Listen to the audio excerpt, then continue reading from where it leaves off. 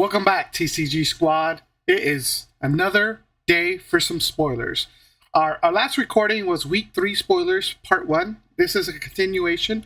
We're looking at Part 2. We're going to be looking at close to 9 cards that were spoiled during Week 3. So let's go ahead and get started and see if we like these spoilers or not. First up, we have Jango Fett. Jango Fett is a cunning villainy leader. His leader side says, when a friendly unit deals damage to an enemy unit, you may exhaust this leader. If you do, exhaust that enemy unit. Epic action. If you control 5 or more resources, deploy this leader. On the leader unit side, Jango Fett's 5 resource costed leader. He has 3 attack and 7 defense. And his text says, when a friendly unit deals damage to an enemy unit, you may exhaust that unit. Wow, I actually want to tell you right off the rip, I like that Jango Fett costs 5 resources to deploy. He's 3/7, decent attack, pretty good defense. What's really cool about his ability is that the way you want to use it, I guess, is you want to probably go into one of their bigger units, and maybe if you don't die or if you do die, that is okay, because as long as you're doing damage to that enemy unit, you want to go ahead and exhaust it. So let's say your opponent somehow played a wrecker the previous turn and you had initiative and your Jango was out. You would immediately want to attack with one of your lower units into wrecker to exhaust them, right? Because now the wrecker can't do that damage. Or whatever unit it would be. Imagine they have Crate Dragon. You want to attack into it so it exhausts so it doesn't do the 10 damage into your base. So that's kind of the idea. On the leader side, it's just a better version. You don't have to exhaust it. You just go ahead and do it. All in all, I think Jango Fett is a better version of the Mandalorian. Remember the Mandalorian, you had to do an upgrade. Then you can exhaust something. This is just if you attack with one of your units, you can exhaust them and exhaust that unit. Overall, I think Jango Fett's pretty good. Next up, we have Twice the Pride. This is a 2-cost upgrade. It's double aggression. And it says, when played, deal 2 damage to the attached unit. This will give you +4 attack and +0 defense. And this is an uncommon. I think Twice the Pride is actually a pretty cool card. Obviously, it's an aggro-based card because it's 2 and it's double red and it gives you 4 attack but 0 defense. But the ideal unit you want to play this card on, Fifth Brother. Fifth Brother he's a 2/4. You play twice the upgrade for him. He takes 2 damage. Now he will gain raid 2. So now he essentially becomes on the text. He'll look at 2 health +4 from the upgrade. That'll be 6. But because he has that 2 damage when he attacks, he's gonna have an additional 2 damage.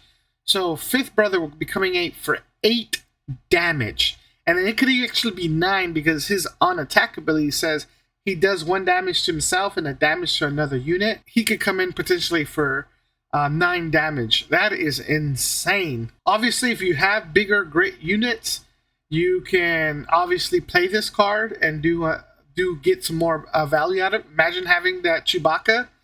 He's going to take this damage and immediately just get stronger. I love this card. This is going to be awesome. And I'm going to slot this into my double red aggression deck with Maul. Hands down. There's no question about it. I give this 2 thumbs up. Next up, we have Synchronized Strike. This is a 2-cost event. Its aspects are command and heroism.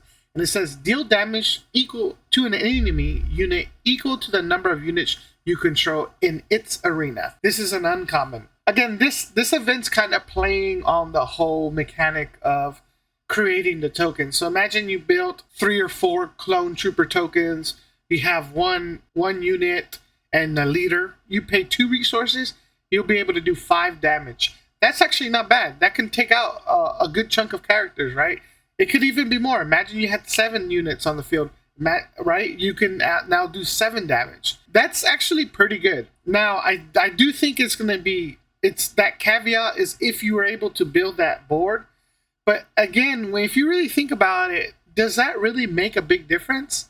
Maybe. I don't know. But again, I think where this card comes in handy, if you do have a large board and your opponent plays a Crate Dragon and you had 7 units, you can do 7 damage on that Crate Dragon. Crate Dragon gets to do 2 back to your base or your units, and then maybe you can take it out at that point. Nice idea, right? All in all, I'll give this 1 thumbs up. It's decent, but I think my question right now is how many tokens are we actually going to be able to create in the game?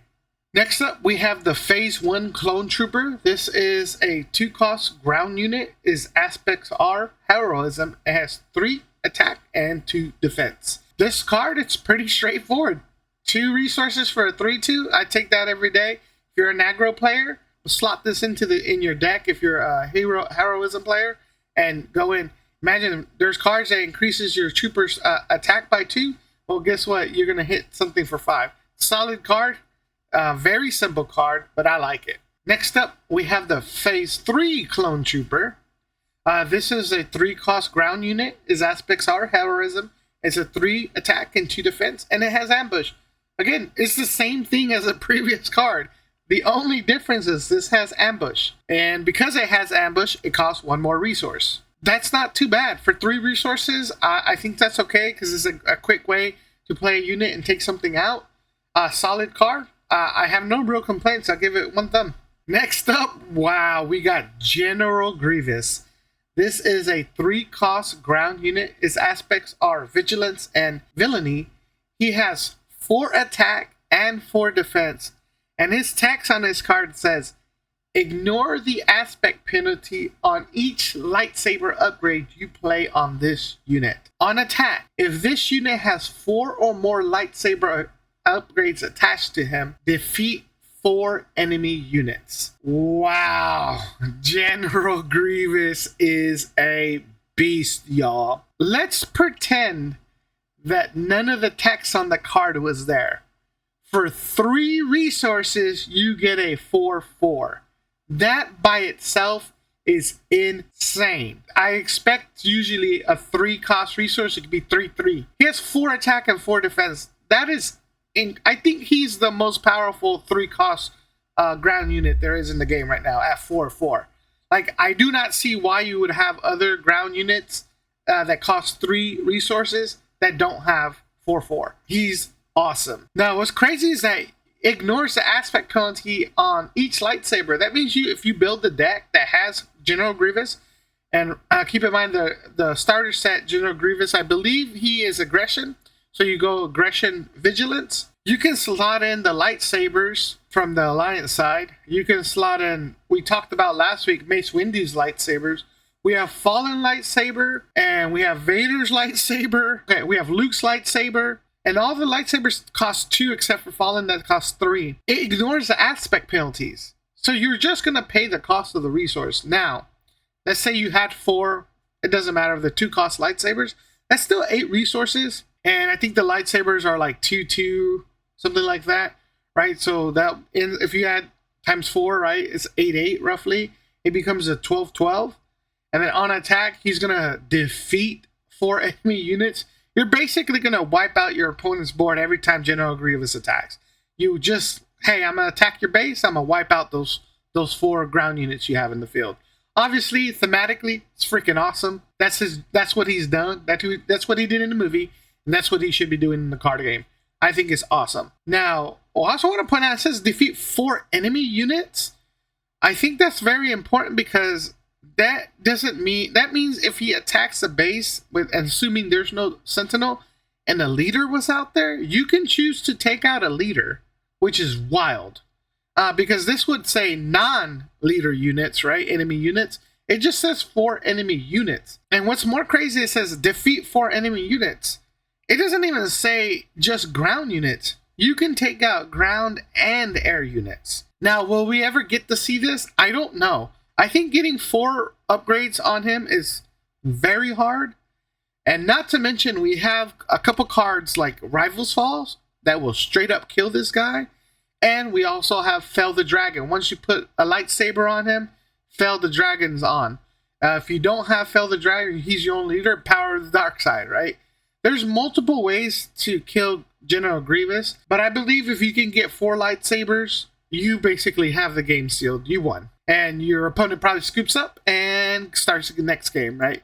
All in all, I think General Grievous is awesome. 2 thumbs up. He's so good. Next up, we have On the Doorstep. This is a 4-cost event. His aspects are Cunning and Villainy, and it says create 3 Battle Droid tokens and ready them. So remember, when we create a Battle Droid tokens, we're creating 3 1/1 Battle Droid tokens. So for 4 costs, you're creating 3 essentially power on the board. Normally, when you create a token, or in the game, when you do anything, everything comes in exhausted. This card actually gives you the ability to ready them. So for 4 costs, I think it's okay. But if this is the ability that you need to somehow close out the game and do 3 damage to your opponent, this is the way you're going to get it done. You play this 4-cost event, do your 3 Battle Droid tokens, and do the 3 damage, and you win. And that doesn't necessarily mean that's your only damage. Let's say you had DL44 in your resources. You can smuggle that in, attach it to one of these guys, and then get the additional damage to win. There's multiple cases you can do this. Again, you can create the tokens, kill it, and then if you have a unit that uses exploit, like maybe exploit 3, right? That's the idea. You reduce the cost of that card by 6 resources, and then you can play that card. So not only did you get some damage, you also got to use the new mechanic exploit to bring in that larger unit at a cheaper cost. All in all, for a common card, I think this is decent. I'll give it one thumbs up. Next up, we have a Fine Edition. This is a 0-cost event. Its aspects are Vigilance and Villainy, and it says, if an enemy unit was defeated this phase, play an upgrade from your hand or from any player's discard pile, ignoring its aspect penalty. It's a rare, but you know what exactly this card is for. You can even see it in the art. That's General Grievous's hand. So this card, if your opponent, you somehow killed their unit or a unit that had a lightsaber, you can play a Fine Edition and pay the 2 resources, let's say if it was just a regular lightsaber, to play that lightsaber on General Grievous. I also want to point out, you could also play that upgrade on non-General Grievous. So imagine you had Kylo Ren, for example, or you had Maul. You can play this event and play that lightsaber, the Jedi lightsaber, from your opponent's discard pile, and you don't pay the aspect penalties even though you're Villainy. You just have to pay for the cost of the lightsaber, which is typically 2 resources or 3. I think that's pretty good. I tend to play dark side Force users typically, so I like putting lightsabers. I like playing Star Wars when I play a Star Wars game. So I think this is cool. I do think it's going to be a niche card. I don't think we'll see great use out of it, but I think those people that are going to try to get that General Grievous 4 lightsabers, they're going to be using this card 100%. All in all, I think this is a decent card. I'll give it 1 thumbs up. Next up, we have Pow City. This is a base. It has 26 health, and it says each leader unit you control gets 1 defense. This is a rare base. Again, this is pretty straightforward. Your leader gets an additional defense. Maybe a good base to have with Obi-Wan. Increases defense by 1.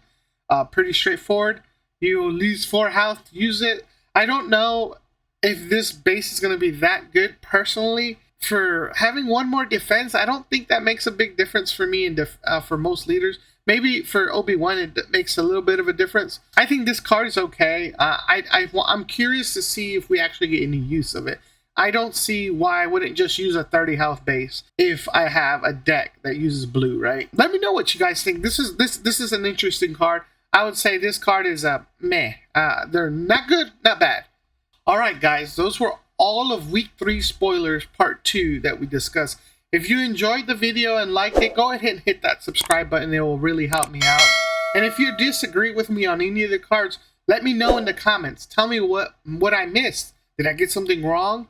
Or did I miss something completely? Let me know in the comments, and I can revise the card. And maybe the card, what I said was okay, it could be a lot better. Or if a card was bad and a card was good, but you're saying, no, it's not that good, hey, let me know.